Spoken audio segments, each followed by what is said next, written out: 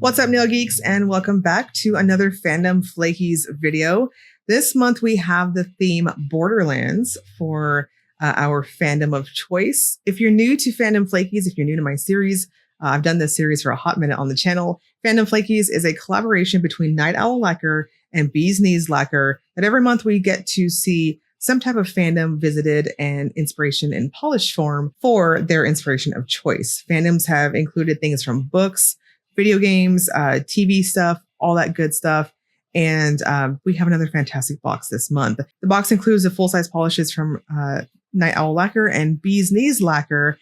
And we have a third optional maker, Ribbits and Stickits, where we have a third polish from them. And we also have some extra goodies like handed cuticle cream, Waterslide decals, air freshener for your car, things like that. So I'm going to go over the three polishes, the BKL, the Night Owl, and the optional Ribbits polish. And then we're going to do some Waterslide decals, a real quick tutorial, and some sniff tests on the cuticle stuff. And without further ado, let's dive right in. Starting off with Bee's Knees Lacquer, this is Pop Goes the Bandit. This is described as a mid-toned blue with matte black flakes, holographic flakes, and pink light reflective glitter. It does state in our PR info that this does have a slightly thicker formula than BKL usually has.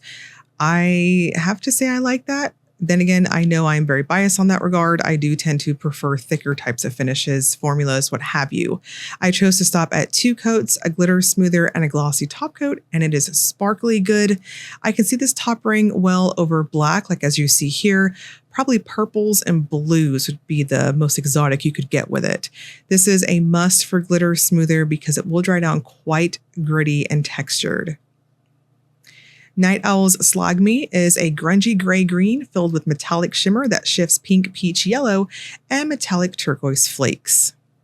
Slag Me has that neutral type of polish formula to it. It's not really leaning any which way, in my opinion, and I chose to take it up to 3 coats. Dry time was excellent, so I went in normal, which is what I kind of consider heavy-handed for most, but I do have wide load nails. They're huge, and it was just fine. Now, if you have a thinner glossy top coat of choice, you may want to use a glitter smoother just to kind of help it out, as again, this will dry down very flat. This toppered okay over black, but I don't think it really passes the topper test because it's just opaque, and that's not necessarily a bad thing. Ribbits and Stickits Magic Siren Powers is our optional add-on polish this month. It's described as a red-violet jelly base with purple to red shifting multichrome, violet to pink to green shifting flakes, and black flakes. Now, as we've seen over the months on the channel, black flakes will always give us lots of texture and thirstiness. So I am applying this very much like a true reflective glitter finish. I'm using that texture to slather this one on. I got a little sloppy with it, which is how I tend to do chunky flakes or real gritty types of polishes like this. And I chose to take it up to 3 really thin coats. Some of you may want to stop at 2 coats. It's going to be completely your preference. I liked the extra vamped out look on the third. So again, however you want to do it. It toppered okay over black, but I can't really see it working. So I would say this one doesn't really pass the test itself. And of course, a glitter smoother and glossy top coat is a must. Extra goodies you can add onto your box too include the Waterslide decal from Ribbits and Stickits. We have 2 sheets this month. Both of them are $7 a piece if you wanted to add it on. And just a real quick Waterslide decal again this month.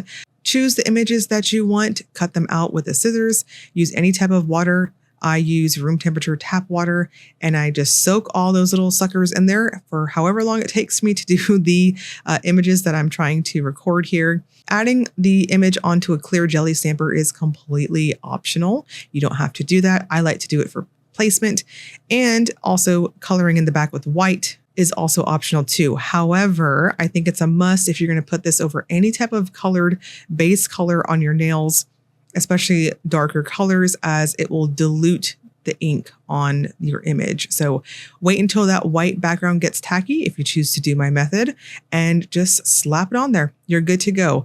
It's not very forgiving if you don't place it on perfectly. So I will say maybe a clear jelly stamper is a must if you want to get practice with that.